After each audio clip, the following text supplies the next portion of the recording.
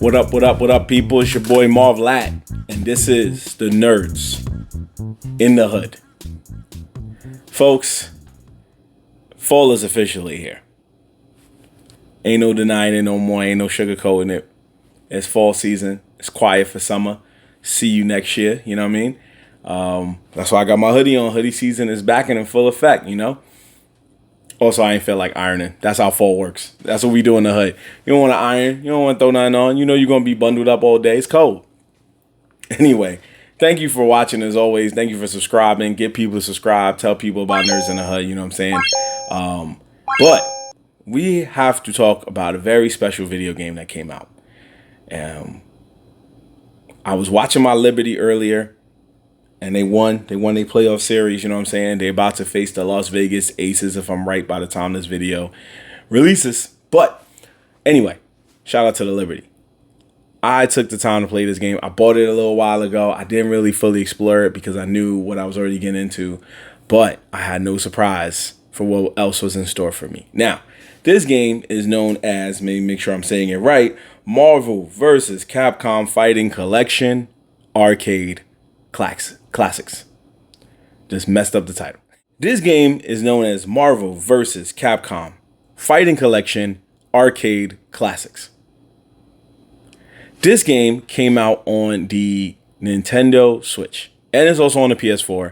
I think it might be going to the Xbox One, but at least I know these two are on it now. I got the early digital release. If you get it online and you just have it saved to your console, you get it now. If you wait and you want the physical cartridge or disc, you have to wait till November. So I was like, might as well get this out the way and get this game now. Now, for those of you who are waiting till November, for whatever reason you have, that's your world. Enjoy it when you get it. But for us people that bought it online, like your boy, I mean, shit, I know y'all enjoying this game. You know what I'm saying? Look, I was getting this mainly for one game. I'm not going to hold y'all. I was getting this mainly for one game. There was a lot of nostalgia in all of the games that I played. There is a total of 7 games. Now, there is X-Men Children of the Atom, Marvel Superheroes, X-Men vs. Street Fighter, Marvel Superheroes vs. Street Fighter, and Marvel vs. Capcom. And Marvel vs. Capcom 2, excuse me. And there's one more, which I will bring up in just a moment. Each of these games came out within the mid to late 90s, early 2000s. And they were on the Dreamcast, the PlayStation 2, the PlayStation 1. They were amazing, amazing games when I was a child, man. These were really fun fighting games. These were crossovers nobody was expecting at any given time. Like, who would expect to have a game where Wolverine and Ryu are going one-on-one throwing hands? Cyclops and Ken, Chun-Li, right? And Psylocke, which she was used most of the time in these Marvel fighting games. She was the female Resident Warrior for a lot of these Marvel fighting games. Just gonna throw that out there. It wasn't Black Widow. For those of y'all who think it was not Black Widow. It was Psylocke. There was Psylocke, Storm, Rogue. Those were like always the main Marvel women that were used in these fighting games. It was like they didn't think of any other woman. It was like, you think you get a Scarlet Witch? Not here. They didn't think of any other woman at all. So maybe if the games came out now, you probably would have got a Scarlet Witch or Black Widow because they were more popular. But back then, So anyway, one of my favorite games was Marvel vs. Capcom 2. It was such a vibe. Everybody still talks about it to this day. Everybody still tries to play it. When Marvel vs. Capcom 3 came out, it was a bigger vibe. It was a bigger movement. It was used at tournaments all over the world. It's one of the best games to play. And then the 4th one didn't do as well, but whatever. But Marvel vs. Capcom 2 wasn't just a great fighting game. It was a great fighting game that, weirdly, had one of the greatest video game soundtracks of all time. I'm not making this up. I can't use the music because I don't want to get muted or blocked or anything like that. I don't want Capcom coming from my head.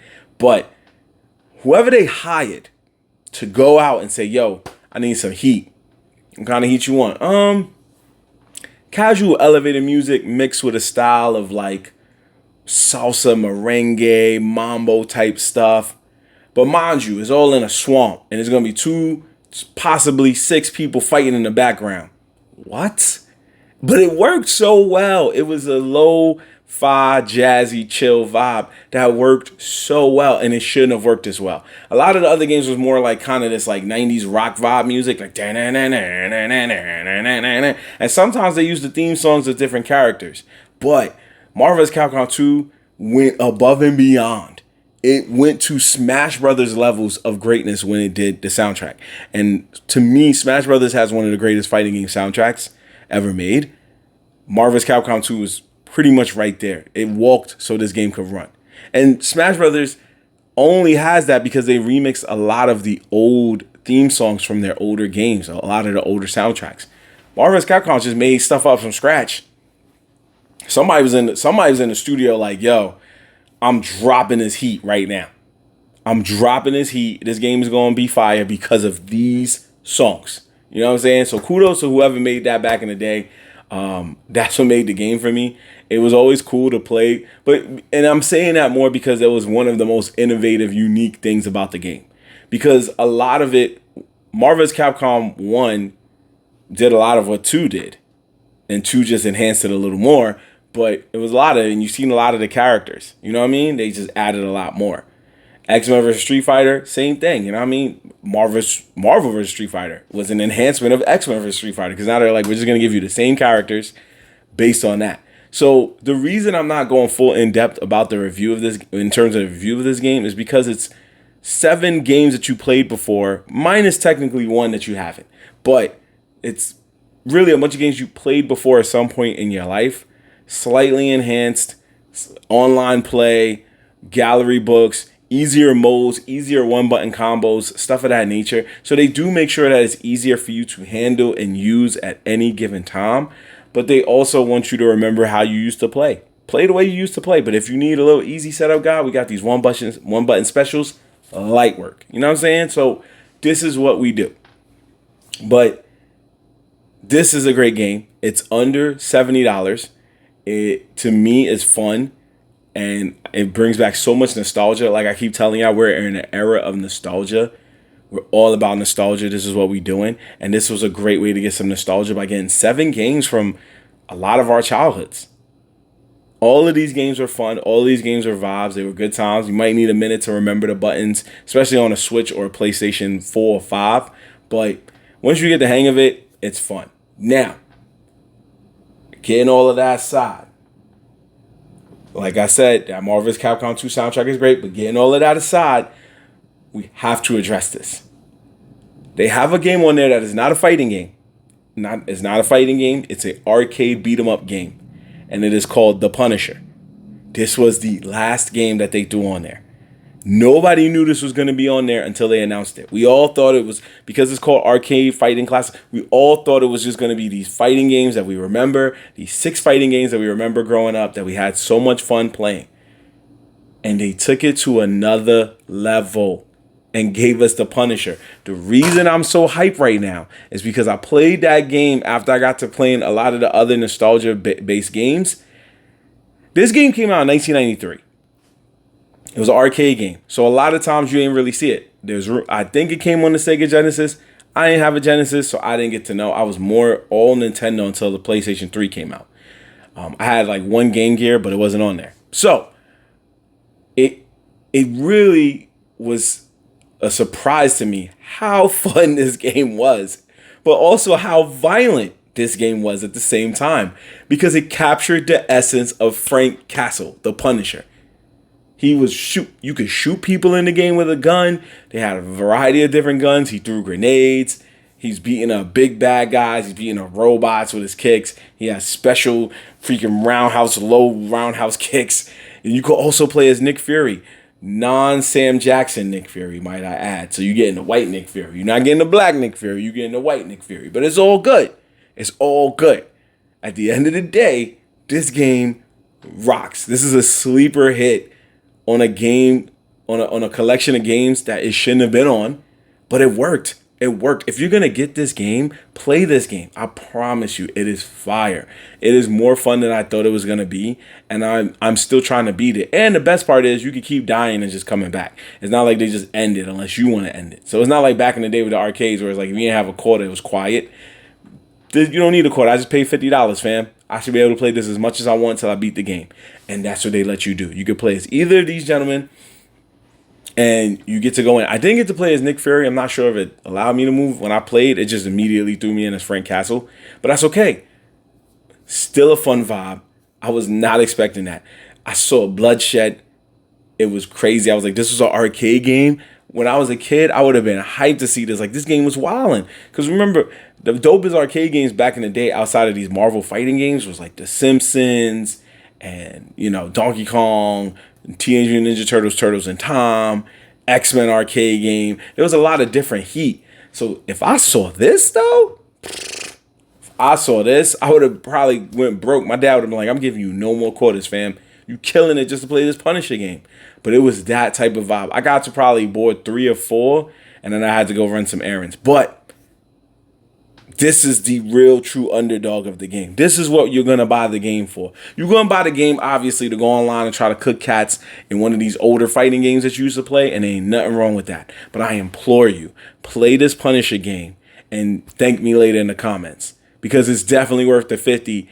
Shoot, just for that game, honestly, it was fire. I did not expect it to be that fun.